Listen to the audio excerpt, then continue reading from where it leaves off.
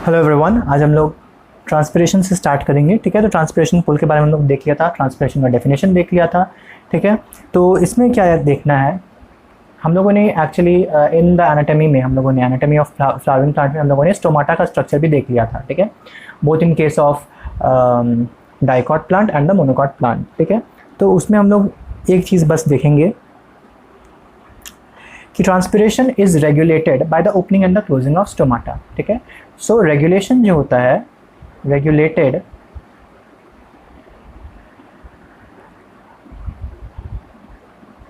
By opening and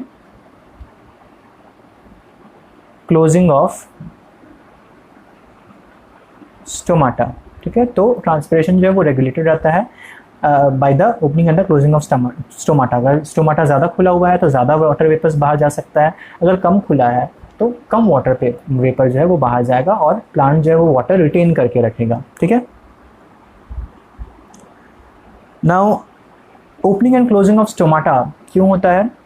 ये होता है due to the turgidity of the guard cell. Turgidity of the guard cell, जैसे ही guard cell loses turgidity, जैसे ही गार्ड सेल जो है वो टर्जिडिटी अपना लूज करेगा, वैसे ही क्या होगा कि जो स्टोमाटा है उसका पोर साइज कम हो जाएगा, जो स्टोमाटल अपर्चर है वो बंद होना स्टार्ट हो जाएगा। तो क्लोजर ऑफ स्टोमाटल अपर्चर, ये बात याद रखना है हमेशा कि कभी भी स्टोमाटा पूरी तरह से बंद नहीं होगा, क्योंकि अगर पूरी तरह से बंद हो गया तो बिल्कुल भी गैसियस एक्सचेंज नहीं होगा, तो फिर प्लांट अपना रेस्पिरेशन का प्रोसेस कब करेगा। ठीक है, तो टर्जिडिटी जो है अगर वो लूज करता है गार्ड सेल, देन क्या होगा कि क्लोजर हो जाएगा स्टोमाटल अपर्चर का। और अगर इंक्रीज होगा टर्जिडिटी में, इंक्रीजेस द टर्जिडिटी, देन क्या होगा, ओपनिंग होगा, opening of the stomatal aperture. ठीक है, तो ये हो गया about the transpiration. Now transpiration is affected by various factor. तो फैक्टर्स में भी दो फैक्टर्स आएंगे, एक होगा एक्सट्रिंसिक और एक होगा इंट्रिंसिक फैक्टर। अंदर से अंदर वाला जो फैक्टर रहेगा that is intrinsic, extrinsic is outer factor. ठीक है, तो फैक्टर्स अफेक्टिंग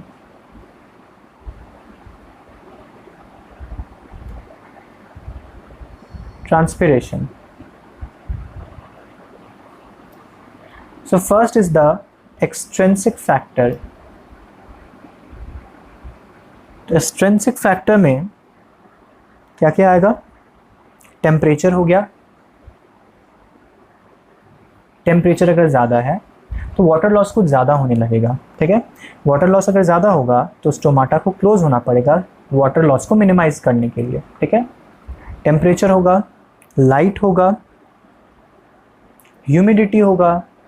ह्यूमिडिटी अगर ज़्यादा होगा तो स्टोमाटा जो है उसका क्या फंक्शन होगा, स्टोमाटा का लॉस करना है वाटर, तो स्टोमाटा क्लोज हो जाएगा। क्यों? क्योंकि ऑलरेडी सराउंडिंग में बहुत ज़्यादा जो है वाटर मॉलिक्यूल्स प्रेजेंट है, तो वाटर मॉलिक्यूल्स का diffusion from the plant to the atmosphere वो अच्छे से नहीं हो पाएगा। ठीक है, तो टेम्परेचर हो गया, लाइट हो गया, ह्यूमिडिटी हो गया, देन विंड स्पीड हो गया। विंड स्पीड हो गया, अगर ज़्यादा स्पीड है विंड का तो फटाफट वाटर का लॉस होता चला जाएगा। ठीक है, क्यों? क्योंकि जो फ्लोइंग विंड है वो वाटर वेपर्स को कैरी करके फटाफट ले जाएगा, तो धीरे धीरे जो है स्टोमाटा का जो स्टोमाटल अपर्चर जो है वो क्लोज कर जाएगा, क्योंकि water loss, water stress start हो जाएगा प्लांट में।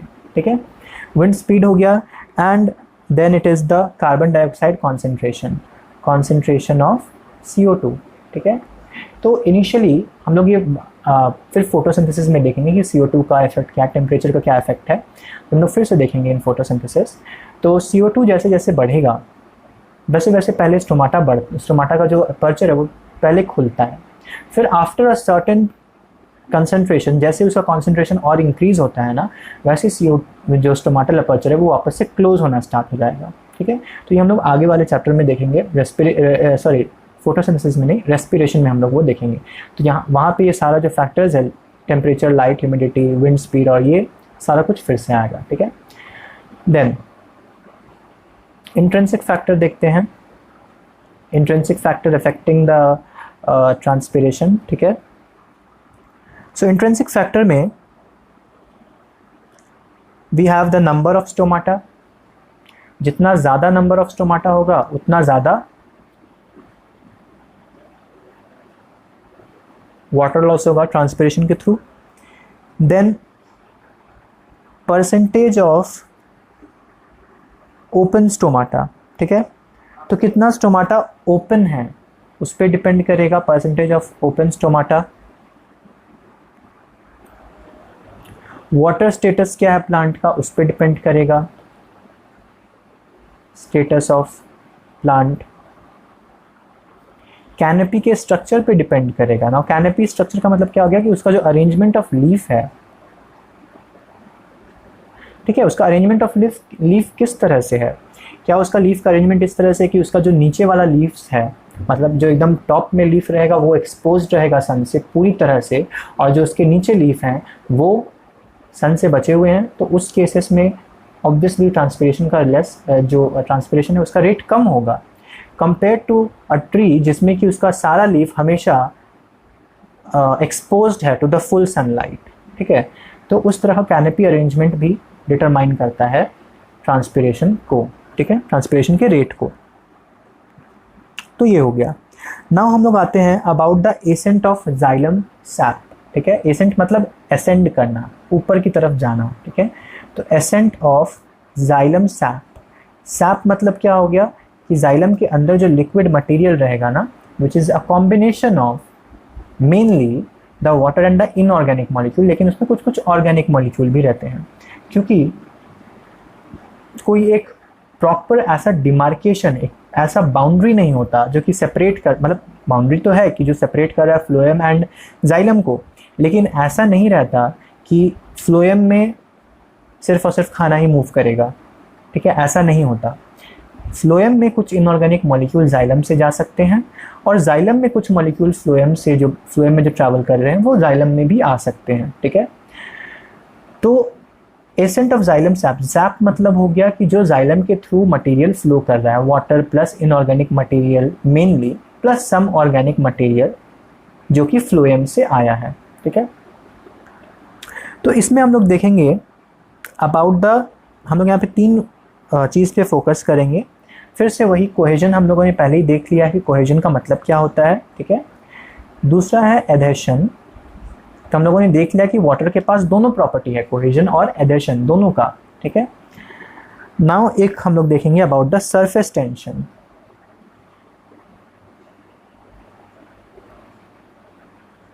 ठीक है, तो surface tension is what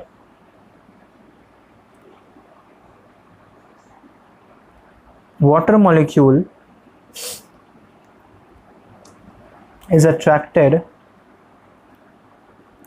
are attracted to each other more in liquid state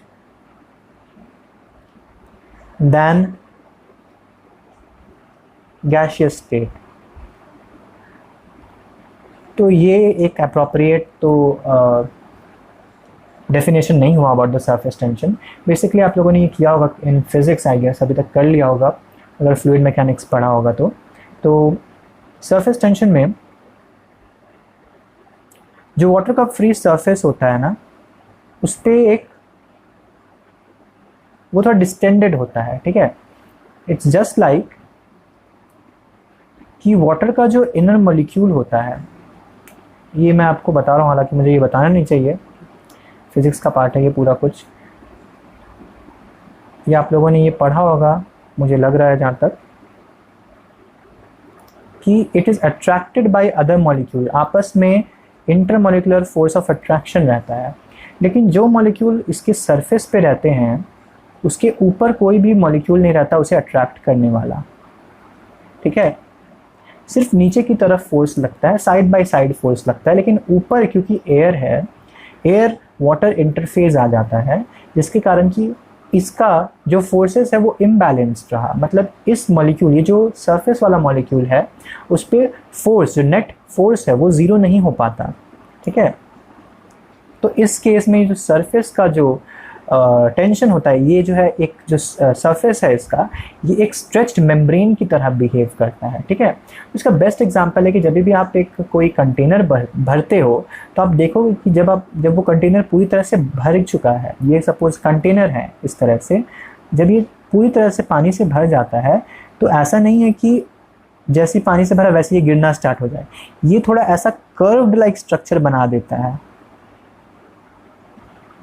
ये नॉर्मल इसका लेवल है कंटेनर का, लेकिन ये इससे थोड़ा ऊपर इस तरह से उठकर कर्व लाइक स्ट्रक्चर बना देता है। और जब आप इसे साइड से देखोगे ना तो ये थोड़ा अगर आप इसे थोड़ा हिलाओगे भी ना तो भी ये गिरता नहीं है पानी बाहर, थोड़ा सा हिलाओगे, यानी कि पूरा हिला दिया, थोड़ा सा अगर हिलाओगे तो ये पानी बाहर नहीं गिरता। तो क्यों नहीं गिरता है? क्योंकि ये जो सरफेस है, फ्री सरफेस, इस पे फोर्सेस इम्बैलेंस्ड है और इसके कारण ये एक स्ट्रेच्ड मेम्ब्रेन की तरह बिहेव करता है। तो वाटर का ये सारा प्रॉपर्टी है, सरफेस टेंशन, कोहेजन एंड इनहेशन, इसकी वजह से ही जाइलम में जो सैप है वो असेंड कर पाता है टू द लीफ, ठीक है।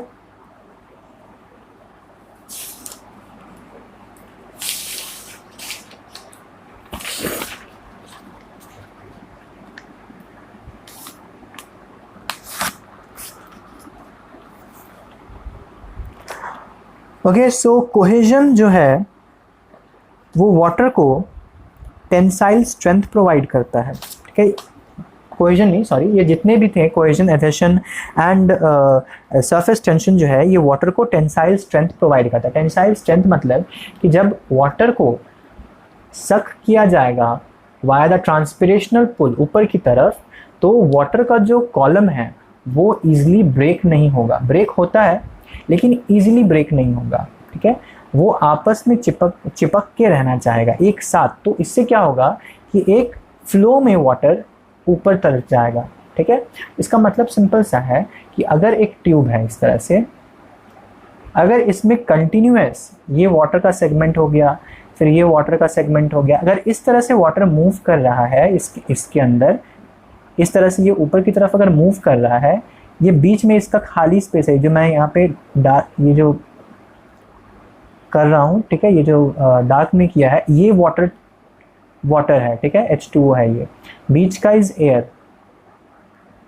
तो क्या ये एक एफिशिएंट एब्जॉर्प्शन का तरीका हुआ? नहीं हुआ, क्योंकि बीच बीच में एयर भी, बबल्स भी आ जा रहे हैं। क्यों? क्योंकि वाटर का इस केस में अगर जो हम बात करें, इसमें टेंसाइल स्ट्रेंथ का प्रॉपर्टी अच्छे से शो नहीं हो रहा, ठीक है। तो टेंसाइल स्ट्रेंथ मतलब कि property to resist against the pulling और द पुशिंग फोर्स। बेसिकली यहाँ पे हम लोग पुलिंग का बात कर रहे हैं, तो उसको रेजिस्ट करने के अगेंस्ट जो ये फोर्स एक होगा इसमें, उसको रेजिस्ट करने का जो क्षमता होगा, फोर्स में उसको रेजिस्ट करने का जो प्रॉपर्टी होगा उसमें, that is called the tensile strength of any material, ठीक है। तो इसका मतलब है कि ये ट्यूब है ना, तो इसमें कंटिन्यूअस वाटर का मूवमेंट होने के लिए ये टेंसाइल स्ट्रेंथ ज़रूरी है, and this tensile strength is attributed due to the जो हम लोगों ने अभी बात किया, adhesion, cohesion and surface tension, उसकी वजह से ये टेंसाइल स्ट्रेंथ होता है, ठीक है।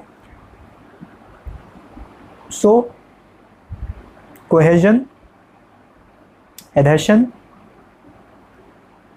एंड और क्या होगा, surface tension contributes to the tensile strength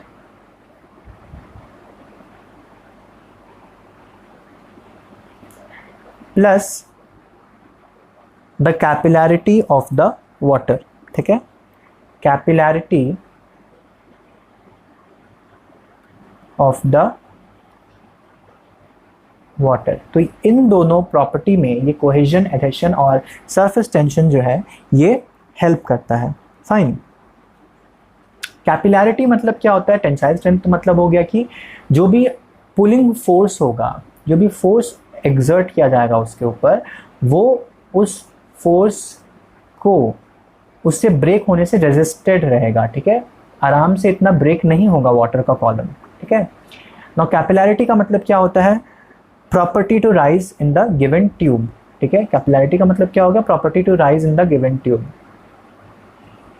property to rise in the given tube. और यहाँ पे वो ट्यूब क्या है, प्लांट्स के केस में जाइलम में एसेंड हो रहा है ना, जाइलम सैप के बारे में बात कर रहे हैं, तो मेनली जो था वो था ट्रैकाइड्स एंड द वेसल एलिमेंट्स, ठीक है, वेसल मेंबर्स, हम लोग जो ने पढ़ा था इसके बारे में। तो ये हो गया। नाउ एक स्टडी के अनुसार ट्रांसपिरेशन पुल जो है वो इतना फोर्स जनरेट कर सकता है कि 130 मीटर हाई तक पानी को वो पहुंचा सके, ठीक है। तो ट्रांसपिरेशन पुल जो है ये भी कभी कभी ऐसे पूछ देता है इन एमसीक्यूज, ठीक है। तो ट्रांसपिरेशन जो है ये कभी कभी इतना फोर्स, मतलब ये इतना फोर्स जनरेट कर सकता है कि वो 130 मीटर हाई तक वाटर को ट्रांसपोर्ट करा सकता है, ठीक है, उस वाटर को ट्रांसलोकेट करा सकता है। नाउ हम लोग देखेंगे transpiration and photosynthesis as a compromise. तो हम लोग जब रेस्पिरेशन पढ़ेंगे ना, तो हम लोग उसमें जब फोटोसिंथेसिस एंड रेस्पिरेशन पढ़ेंगे ना, तो उसमें हम लोग फिर से ये सारा कुछ देखेंगे। जो हम लोगों ने अभी फैक्टर्स देखा ना, वो वापस से फिर से देखेंगे। तो ट्रांसपिरेशन एंड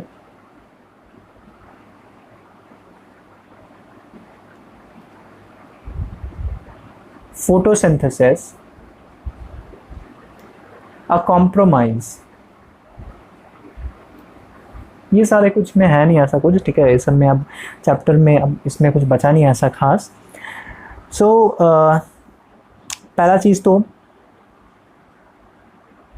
कि ट्रांसपिरेशन जो है ये एक पुल को क्रिएट करेगा फॉर द वाटर फ्लो, ठीक है, कंटिन्यूस वाटर फ्लो के लिए पुल को जनरेट करेगा, क्रिएट ट्रांसपिरेशन पुल।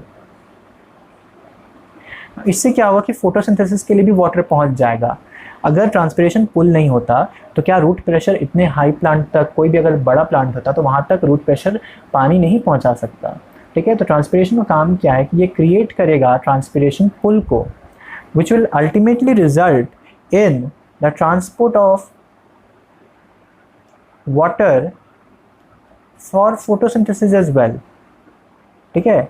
तो फोटोसिंथेसिस में जो water as a raw material use होता है उसमें ये ट्रांसपिरेशन का प्रोसेस हेल्प करता है, ठीक है। मिनरल ट्रांसपोर्ट में हेल्प करेगा क्योंकि वाटर के थ्रू, जैसा कि हम लोगों ने देखा कि मास फ्लो या बल्क फ्लो की वजह से ट्रांसपोर्ट हो रहा है, जिसमें कि मिनरल और वाटर एक साथ ट्रांसपोर्ट होते हैं। तो मिनरल ट्रांसपोर्ट में भी हेल्प करता है क्योंकि ग्रोइंग पार्ट्स जो जाइलम है वो लीफ तक कनेक्टेड है, अगर या फिर कोई ग्रोइंग पार्ट पे कनेक्टेड है तो ग्रोइंग पार्ट्स में नए मटेरियल्स का, नए मिनरल्स का रिक्वायरमेंट होगा। तो ये ट्रांसपिरेशन पुल उसके ट्रांसपोर्ट में भी हेल्प करता है। और साथ ही साथ ये कूल करता है, cools the plant in summer. और ये कभी कभी 10 से 15 डिग्री तक कूल कर देता है, कभी कभी समटाइम्स 10 से 15 डिग्री तक कूल कर देगा प्लांट को, ठीक है। तो इसीलिए प्लांट का जो भी एंजाइमेटिक एक्टिविटी है, एंजाइमेटिक एक्टिविटी जो भी है वो एक ऑप्टिमम कंडीशंस पे, ऑप्टिमम टेम्परेचर कंडीशन पे हो सकता है, ठीक है। कोई भी डिसरप्शन नहीं होगा उसके एक्टिविटी में due to this transpiration process. और साथ ही it maintains the turgidity of the cell, maintains turgidity which helps him, of cell भी लिख देते हैं, of cell, जो कि इसके मेंटेन करता है स्ट्रक्चर को, स्ट्रक्चर ऑफ प्लांट को मेंटेन करके रखता है, ठीक है। क्योंकि अगर ट्रांसपिरेशन नहीं होगा तो उतना बड़ा प्लांट जो है, जो एक बड़ा प्लांट है उसके टॉप तक पहुंच नहीं पाएगा वाटर, ठीक है। और वाटर नहीं पहुंच पाएगा तो उसका जो शेप है वो चेंज हो जाएगा, ठीक है, शेप जो है वो अपना मेंटेन नहीं कर पाएगा। तो ये टर्जिडिटी प्रोवाइड करता है सो दैट जो स्ट्रक्चर्स हैं उनका शेप बना रहेगा। तो ये हो गया about the transpiration and the photosynthesis of compromise के बारे में। अच्छा, हम लोग आगे जब अभी फोटोसिंथेसिस पढ़ेंगे तो हम लोग उसमें देखेंगे कि 2 टाइप के प्लांट होते हैं, एक होता है C4 प्लांट एंड एक होता है C3 प्लांट, ठीक है। तो हम लोग ये चीज़ जो पढ़ेंगे ये प्योरली हम लोग पढ़ेंगे इन फोटोसिंथेसिस, इसलिए मैं यहाँ पे इसके बारे में बिल्कुल भी डिस्कस नहीं कर रहा, ठीक है। तो ये चीज़ देखना है कि C4 एंड C3 प्लांट क्या है in photosynthesis. Now Uptake of mineral ions, इसके बारे में भी देख लेते हैं। मिनरल आयंस, तो अभी हम लोगों ने देखा अबाउट द वाटर, किस तरह से वाटर का एब्जॉर्प्शन होता है और वाटर का किस तरह से ट्रांसपोर्ट होता है। तो अभी अपटेक के बारे में बात करें, दैट मीन्स रूट किस तरह से एब्जॉर्ब करेगा मिनरल्स को। तो जनरली मिनरल जो होते हैं वो पैसिवली एब्जॉर्ब नहीं होते, मतलब इनमें एटीपी खर्च होता है इनके एब्जॉर्प्शन में। तो यहाँ पे क्वेश्चन आता है why passive absorption of minerals. तो देखिए होता क्या है कि सॉइल में मिनरल का जो कॉन्सेंट्रेशन है वो कम रहता है compare to that of the root hair cell. ठीक है, रूट हेयर सेल का साइटोप्लाज्म है, साइटोप्लाज्म है, एक सेल है, तो सेल के अंदर बहुत सारा प्रोटीन होगा। ठीक है, बहुत सारा वो मेटल होगा, जो मेटल बोल रहे हैं, जो भी एलिमेंट है, सपोज नाइट्रोजन का बात कर रहे हैं, तो ऑलरेडी सेल के अंदर इतना सारा प्रोटीन है, डीएनए है उसका, एंड डिफरेंट स्ट्रक्चर्स हैं जिसमें कि ऑलरेडी नाइट्रोजन इतना इनकॉर्पोरेटेड है।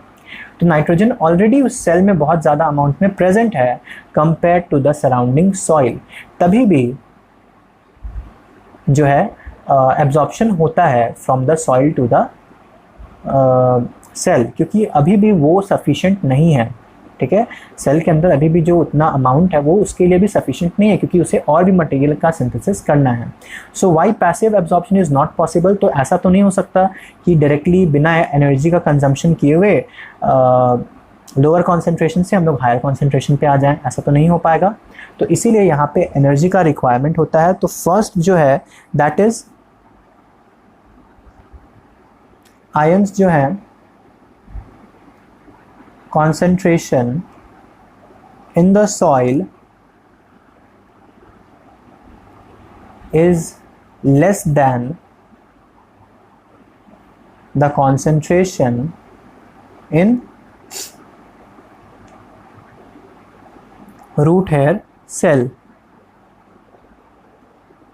ठीक है, और इसी की वजह से यहाँ पे एक्टिव ट्रांसपोर्ट का फिनोमिनन होगा। ठीक है, यहाँ पे एनर्जी का खर्चा होगा और तब सब्सटेंसेस को, जो मिनरल हैं, उन्हें उनका एब्जॉर्प्शन होगा। बिना एनर्जी के कोई भी एब्जॉर्प्शन नहीं होगा। फाइन। दूसरा एक और रीज़न है कि आयंस जो होते हैं वो जनरली आयनिक फॉर्म में रहते हैं, सॉरी जो मिनरल रहते हैं वो जनरली आयनिक फॉर्म में रहते हैं। और जैसा कि हम लोगों ने बात किया था पहले ही कि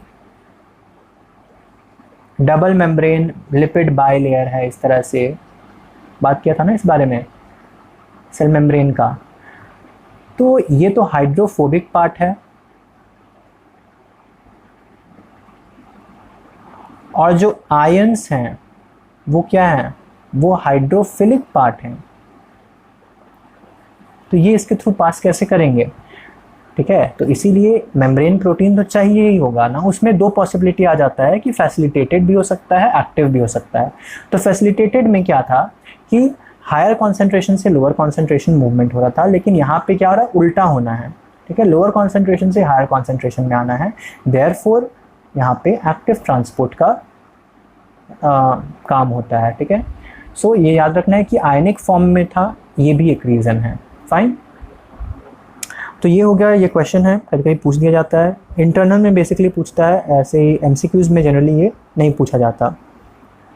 although there are some ion, ये तो हो गया मेजर के बारे में, लेकिन कुछ कुछ आयन ऐसे हैं जिनका पैसिव एब्जॉर्प्शन होता है वाया द फैसिलिटेटेड डिफ्यूजन। ठीक है, मतलब कि उसका जो कॉन्सेंट्रेशन है वो अंदर में कम होगा और बाहर में ज़्यादा होगा, तो उस केस में उनका पैसिव एब्जॉर्प्शन होता है। ठीक है, नाउ यहाँ पे एक और चीज़ आप लोगों को याद रखना है which is important in this Uptake of mineral ions में, दैट एंडोडर्मल जो सेल्स होते हैं, एंडोडर्मल जो सेल्स होंगे उनमें कुछ प्रोटीन होते हैं। कौन से प्रोटीन? Membrane protein.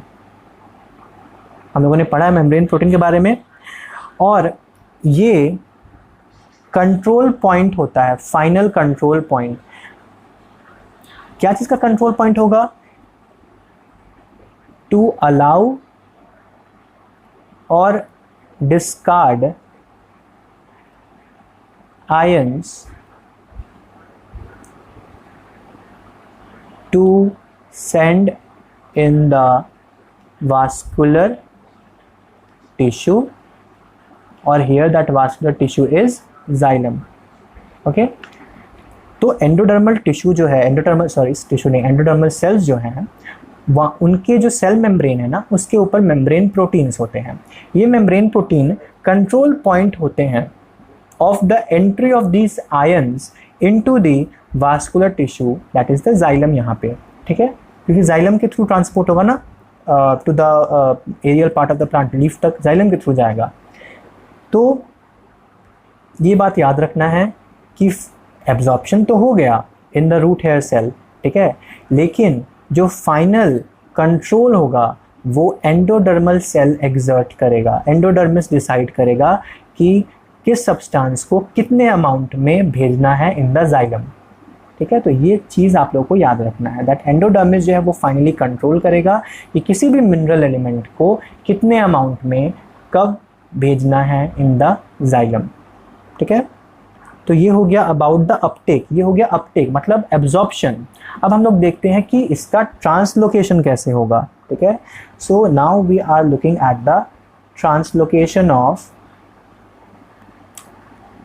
तो इसी सीक्वेंस में पढ़िएगा, uptake of water then its translocation, उसके बाद uptake of mineral then its translocation, ठीक है। तो ट्रांसलोकेशन ऑफ मिनरल आयन, ठीक है।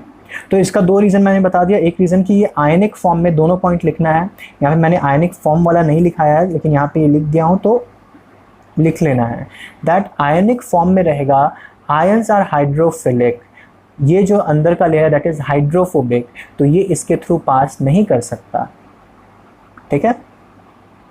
दूसरा पॉइंट इज कि कंसंट्रेशन का डिफरेंस होता है, ठीक है, सॉइल में लेस होता है और रूट हेयर में ज़्यादा होता है, ठीक है। तो ये चीज़ याद रखना है, इसीलिए एक्टिव ट्रांसपोर्ट का फिनोमेनन होगा। तो ये दोनों पॉइंट मेंशन करके लास्ट में लिखना है दैट एक्टिव ट्रांसपोर्ट होगा।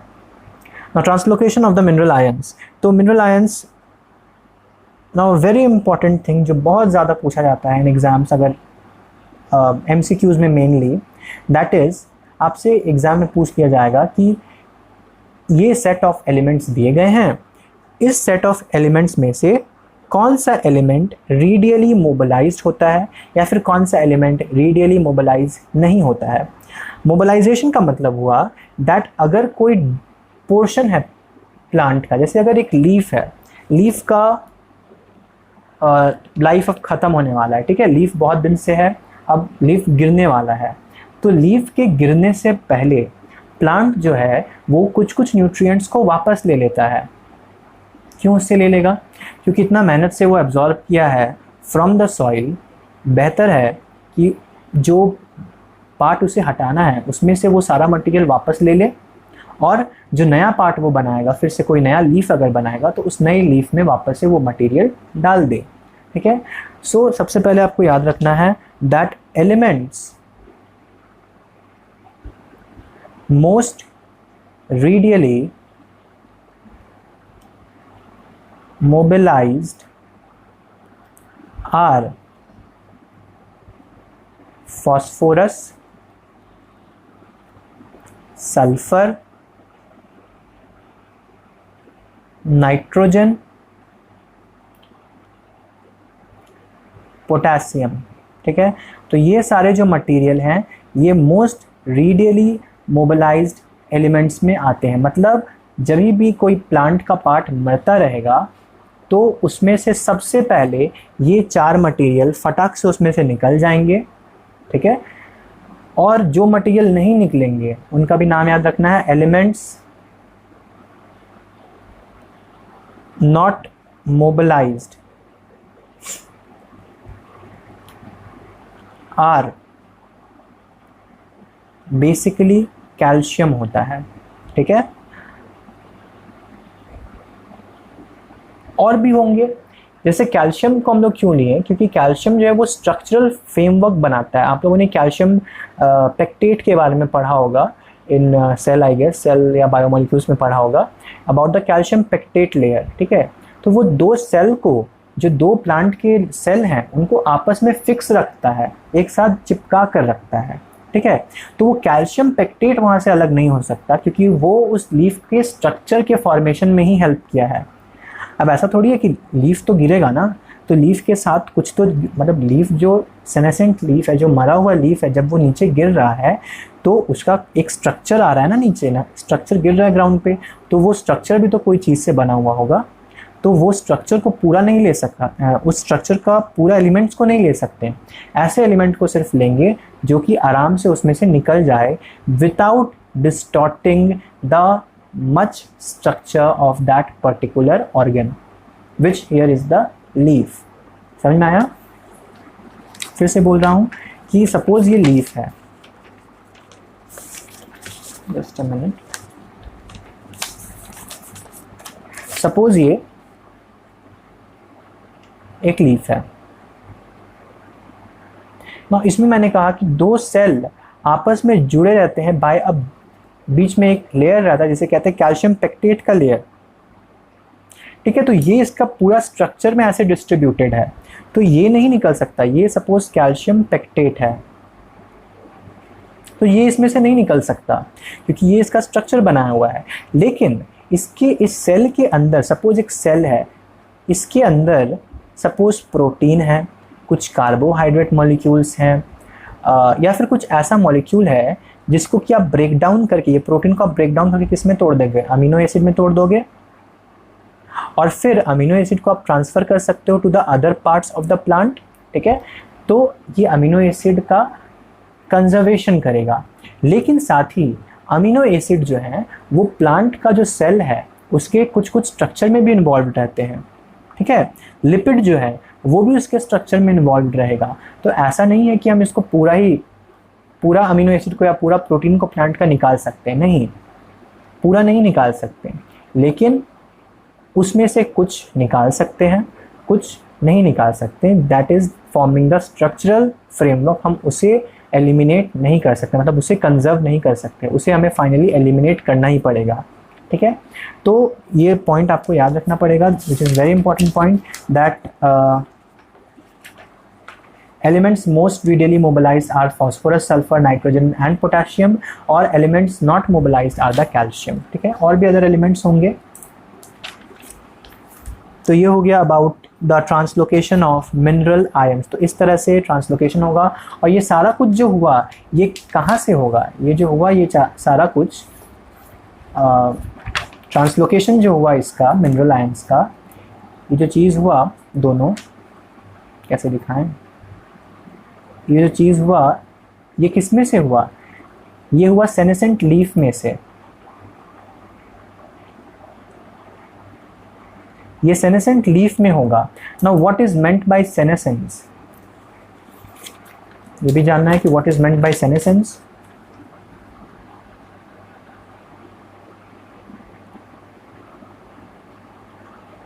सेनेसेंस का मतलब क्या है? पीरियड that accompanies नहीं, that is followed by death। तो मरने से पहले का पीरियड, जो एक ओल्ड एजेड पीरियड हुआ ना, जो ओल्ड एज है, उसे कहते हैं सेनेसेंट पीरियड या senescent phase of any organism life. तो वो लीफ का सेनेसेंट स्टेज मतलब वो लीफ का बुढ़ापा आ गया, ठीक है। तो उस केस में क्या होगा कि उसमें से सारे एसेंशियल न्यूट्रिएंट जो मोबिलाइज हो सकते हैं वो निकाल के प्लांट कंजर्व कर लेगा, और जो नहीं निकाल सकता, जो उसका स्ट्रक्चरल फ्रेमवर्क बना रहा है, उसे वो एब्जॉर्ब नहीं कर पाएगा, ठीक है। सेनेसेंस मतलब समझ में आ गया।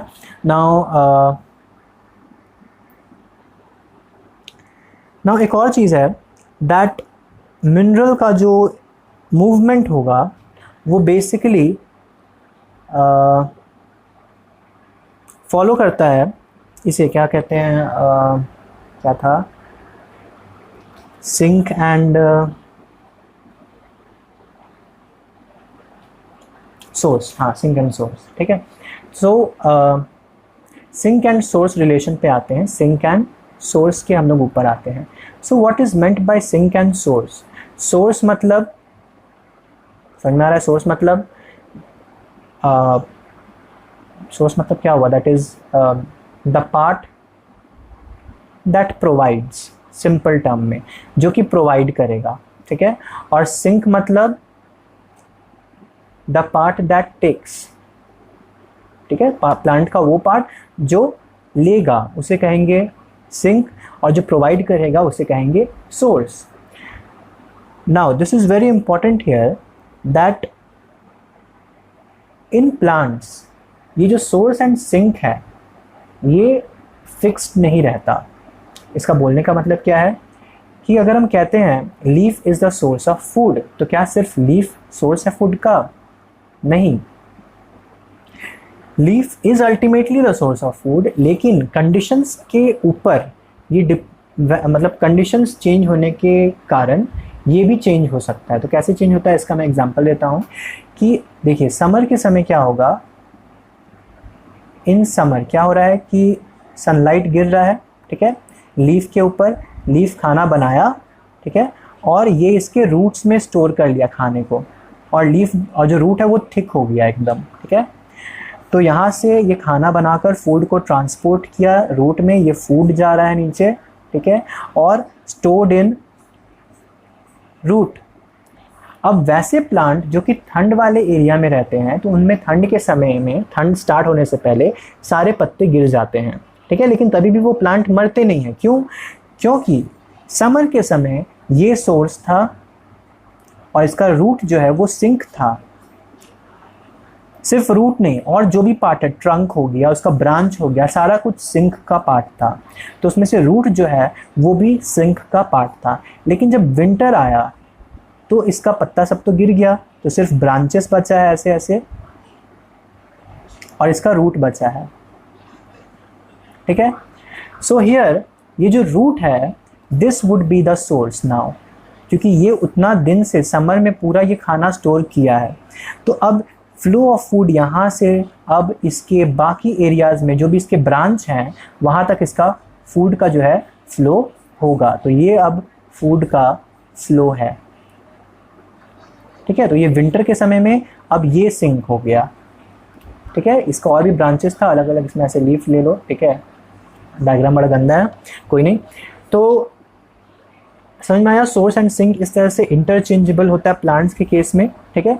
तो सोर्स मतलब जो प्रोवाइड करे, सिंक मतलब जो ले, ठीक है। तो ये इंटर कन्वर्टेबल होता है। ये भी एग्जाम में कभी कभी क्वेश्चन पूछ लिया जाता है कि सोर्स एंड सिंक का आप रिलेशन बताओ। तो ऐसा कुछ डायग्राम बना के, इतना गंदा नहीं, थोड़ा अच्छा डायग्राम बना के आप समझाओगे, मार्क्स आराम से फैच हो जाएगा। सो अब हम लोग देखते हैं कि चीफ सिंक क्या क्या होता है। तो chief sink are growing parts mainly, ठीक है। ग्रोइंग पार्ट्स जो है ऑब्वियसली उसको नया मटेरियल बनाना है, नया मटेरियल बनाने के लिए उसे खाने का ज़रूरत पड़ेगा।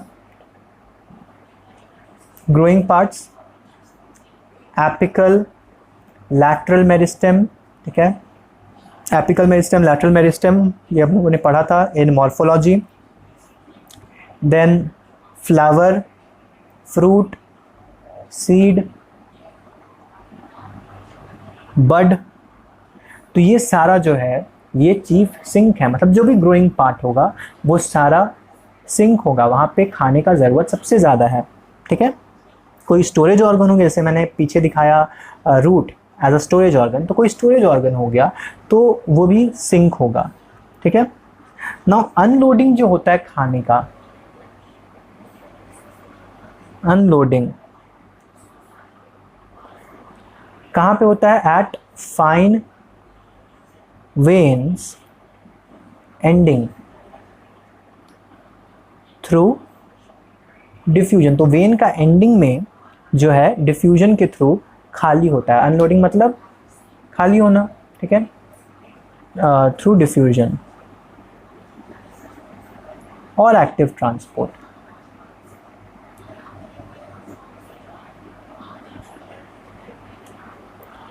ये हो गया देन जैसा कि मैंने कहा कि कोई एक ऐसा नहीं है, ये चीज़ आप लोग याद रखिएगा, इसमें भी स्टूडेंट्स थोड़ा कंफ्यूज रहते हैं कि जाइलम से फ्लोएम में भी कुछ कुछ सब्सटेंसेस का फ्लो हो सकता है और फ्लोएम में भी जाइलम तक कुछ सब्सटेंसेस का फ्लो हो सकता है।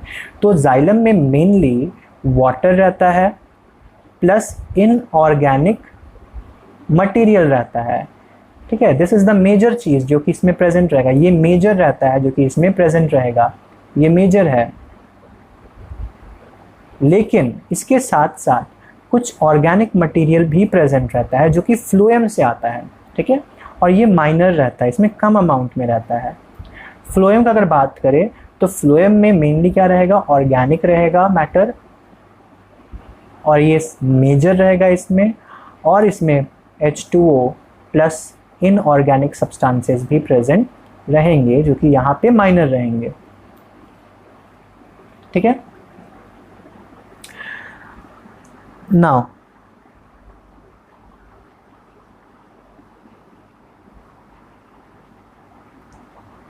ओके, देन और क्या हो गया,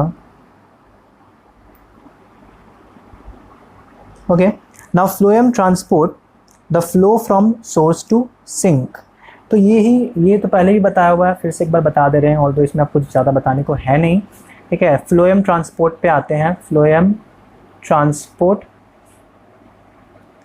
यहाँ पे एक्चुअली सोर्स और सिंक वाला जो मैंने पहले बताया था अबाउट द जो खाना स्टोरेज वाला, वो यहाँ पे बेसिकली अप्लाइड है, ठीक है। सेम चीज़ मैं यहाँ पे लिखवाऊँगा। सो फ्लोएम ट्रांसपोर्ट में क्या है, flow from source to sink, ठीक है। देखिए यहाँ पे क्या हो रहा है, दैट पहले क्या बनता है, ग्लूकोज बनता है, ग्लूकोज फॉर्म्ड फ्रॉम फोटोसिंथेसिस, ठीक है। ग्लूकोज से सुक्रोज का फॉर्मेशन हो जाता है, ठीक है। लीफ में ही ग्लूकोज से सुक्रोज का फॉर्मेशन हो जाता है, और सुक्रोज जो है वो ऐसा शुगर है जो कि ट्रांसपोर्ट होता है, क्योंकि सुक्रोज जो है ना वो रिएक्टिव नहीं होता। तो अगर ग्लूकोज ट्रांसपोर्ट करेंगे ओवर दिस लॉन्ग डिस्टेंसेस तो वो रिएक्ट कर सकता है विद अदर मटेरियल्स, इसीलिए ग्लूकोज को ट्रांसपोर्ट नहीं करके सुक्रोज को ट्रांसपोर्ट करते हैं, ठीक है। सुक्रोज को क्यों ट्रांसपोर्ट करते हैं, क्योंकि सुक्रोज इज इनर्ट, मतलब ये नॉन रिएक्टिव है, ठीक है। तो इसीलिए सुक्रोज का ट्रांसपोर्ट किया जाता है, ना कि ग्लूकोज का। तो जैसे ही बना ग्लूकोज वैसे ही उसे सुक्रोज में कन्वर्ट कर दिया गया और फिर सुक्रोज को ट्रांसपोर्ट किया जाता है, फाइन। आज ये कंप्लीट हो जाना चाहिए, लेट्स सी, ठीक है। तो इसमें ग्लूकोज को ट्रांसपोर्ट नहीं करते हैं, सुक्रोज को करते हैं, क्योंकि सुक्रोज जो है वो इनर्ट है। नाउ यहाँ पे वही है कि जाइलम में हम लोगों ने देखा दैट जाइलम में यूनिडायरेक्शनल फ्लो होता है मटेरियल का, यूनिडायरेक्शनल,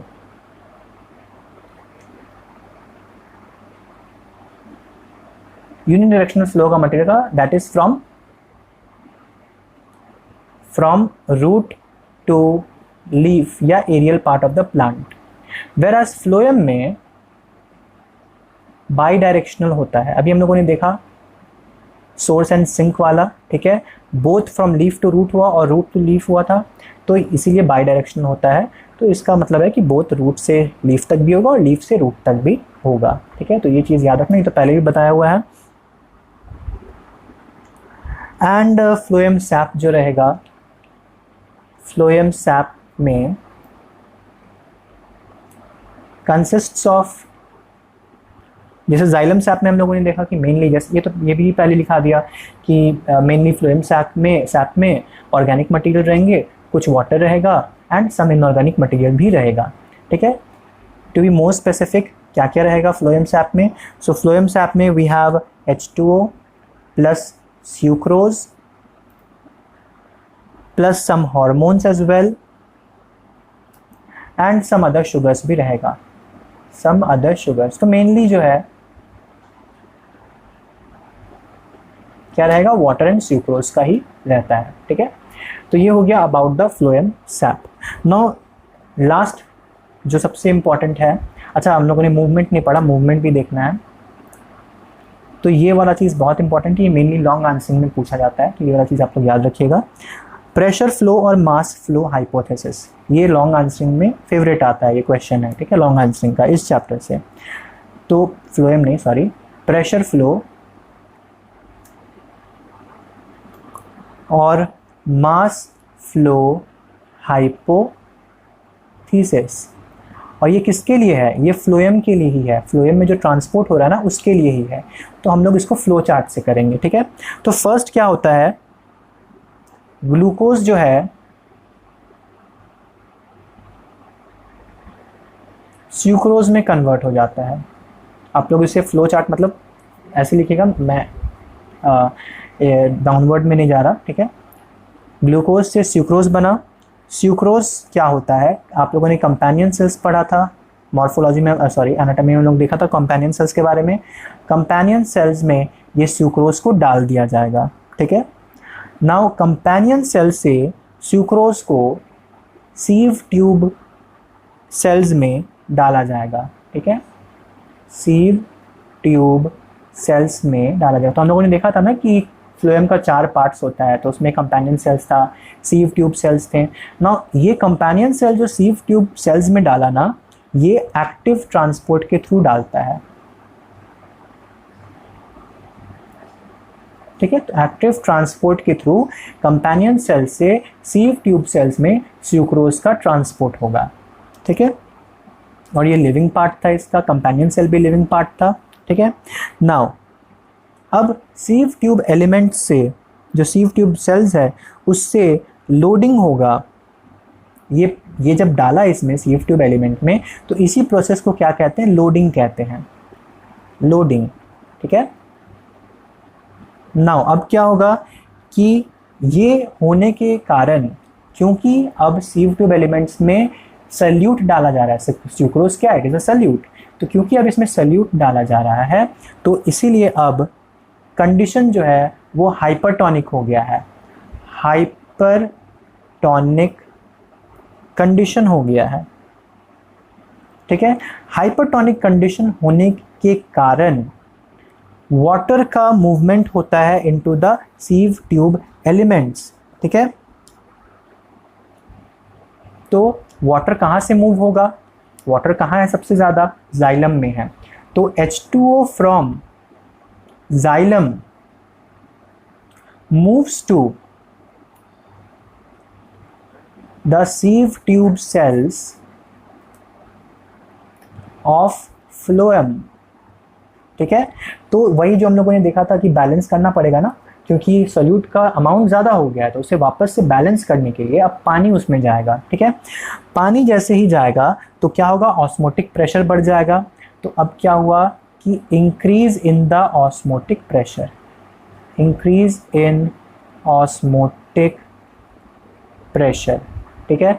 तो ऑस्मोटिक प्रेशर बढ़ गया, ऑस्मोटिक प्रेशर जैसे ही बढ़ा तो क्या होगा कि सब्सटेंस का मूवमेंट होगा, जो सैप है फ्लोएम सैप का, उसका मूवमेंट होगा, फ्लोएम सैप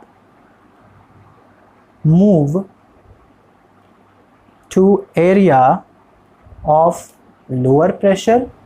लोअर प्रेशर कहाँ रहेगा, लीफ के सामने हायर प्रेशर एरिया हो गया है, तो अदर जो ट्रंक पोर्शन है या जो कोई स्टेम पोर्शन है या जो रूट पोर्शन है, वहाँ पे सीव ट्यूब में अभी भी कम प्रेशर है, तो अब वहाँ से फ्लो होगा लीफ एरिया से ये रूट एरिया या ब्रांच एरिया या कोई ट्रंक एरिया में सब्सटेंसेस का फ्लो होगा, ठीक है, क्योंकि वहाँ पे प्रेशर कम है, तो हाई प्रेशर से लो प्रेशर की तरफ जाएगा। नाउ लो प्रेशर एरिया पे आने के बाद that is the sink. Low pressure area क्या है, जैसे मैंने पहले बताया, रूट, ब्रांच, स्टेम, ये क्या है, लो, यही सिंक है इसका, ठीक है। तो या फिर कोई ग्रोइंग पार्ट हो गया, बड हो गया, फ्लावर हो गया, तो ये सारे क्या है, सिंक हैं। तो एट द सिंक, ठीक है, सिंक पे क्या होगा कि ऑस्मोटिक प्रेशर को कम करना पड़ेगा, osmotic pressure must be reduced, ठीक है। तो ऑस्मोटिक प्रेशर को कम करना पड़ेगा। ऑस्मोटिक प्रेशर को कम करने के लिए क्या होगा कि sucrose is taken out by active transport, तो एक्टिव ट्रांसपोर्ट से सीफ ट्यूब में डाला गया था, तो एक्टिव ट्रांसपोर्ट से ही सीफ ट्यूब से निकाल दिया जाएगा, ठीक है। अब जैसे ही सीफ ट्यूब से निकाल दिया, वैसे वहाँ पे पानी ज़्यादा हो गया, तो अब पानी भी बाहर निकल जाएगा, वाटर आउट, ठीक है। जैसे ही वाटर आउट हुआ तो अब क्या होगा, ऑस्मोटिक प्रेशर जो था ड्यू टू द वाटर वो कम हो गया, ठीक है। तो ऑस्मोटिक प्रेशर जो है वो कम हो गया, वो ड्रॉप कर गया, ठीक है। तो ये पूरा प्रोसेस है ट्रांसपोर्ट का, फूड का अलोंग द फ्लोएम, ठीक है। और इसे ही कहते हैं मास फ्लो हाइपोथेसिस या प्रेशर फ्लो हाइपोथेसिस, ठीक है। तो इस वे में लीफ से सिंक तक आ गया फूड, ठीक है। यहाँ पे आके अनलोड हो गया ना, this process is called unloading, यहाँ लिखाया नहीं, this process is called unloading, ठीक है। तो यहाँ पे सुक्रोज बाहर निकल गया और फिर पानी उसमें से बाहर निकल के वापस से जो वाटर है, वाटर एंटर्स, कहाँ एंटर करेगा, जाइलम से आया था तो वापस से जाइलम में चल जाएगा, वाटर एंटर्स जाइलम, ठीक है। तो ये पूरा प्रोसेस हो गया मास फ्लो हाइपोथेसिस का या प्रेशर फ्लो हाइपोथेसिस का। नाउ एक एक्सपेरिमेंट होता है गर्डलिंग का, ये इंपॉर्टेंट है, लॉन्ग आंसरिंग में पूछा जाता है, 3 मार्क्स के लॉन्ग आंसरिंग नहीं, 3 मार्क्स के लिए भी पूछा जाता है, ठीक है। तो गर्डलिंग, तो गर्डलिंग पे हम लोग देखते हैं गर्डलिंग का मतलब क्या होता है कि एक, मैं यहाँ पे सिर्फ डायग्राम बना रहा हूँ, ये भी आप लोगों ने 9-10 में किया, इसलिए मैं ये नहीं बता रहा, ठीक है, ज़्यादा अच्छे से मतलब डिस्क्राइब करके नहीं बता रहा, डायग्राम में दिखा देते हैं। देखिए होता क्या है कि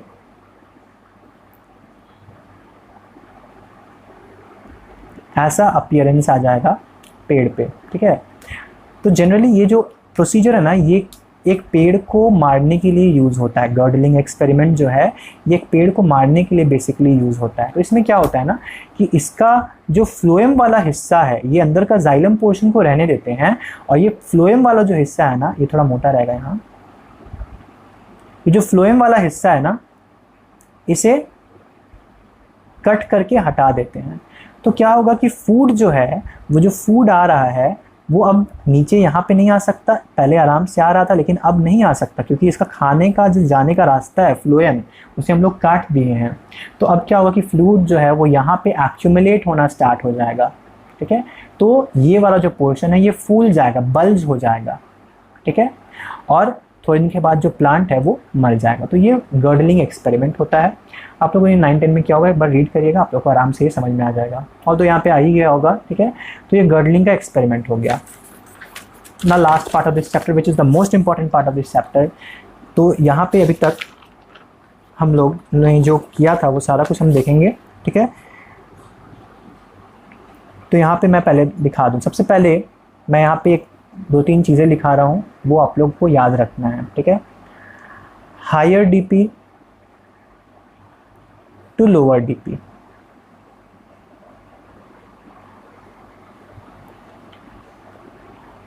लोअर डीपी, सॉरी डीपी नहीं, OP to higher OP,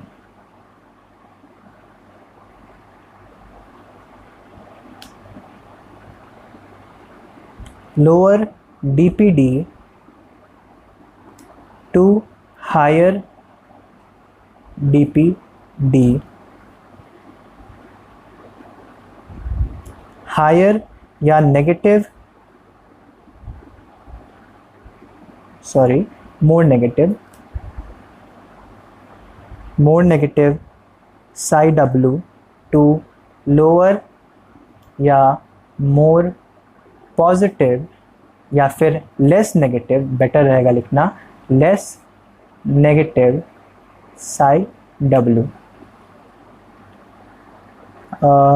then higher TP, higher TP to lower TP, hypotonic solution to hypertonic solution.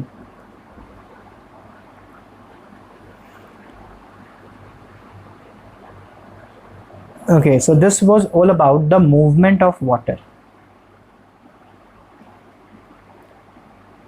movement of water, ठीक है। मैं अभी यहाँ यहीं पे रख रहा हूँ, ठीक है, क्योंकि इसके लिए थोड़ा मुझे और भी मतलब क्वेश्चंस के साथ बताना पड़ेगा and it will take a lot of time, ठीक है।